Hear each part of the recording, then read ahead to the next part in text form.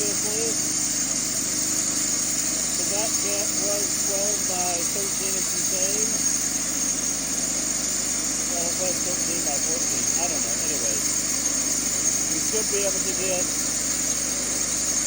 10 or so proper 2x6s out of this camp. That's the goal. And by we, I mean mostly her, because I'm just watching. Supervising or something. So my consistency from lumber dimensions is to use a sample like this one. Stay well clear of the sharp and dangerous parts. A little more. I think up a little bit. Yeah, I think that's it. Okay, let her rip, cowgirl. Rapido, rapido! Here we go. Second set of two,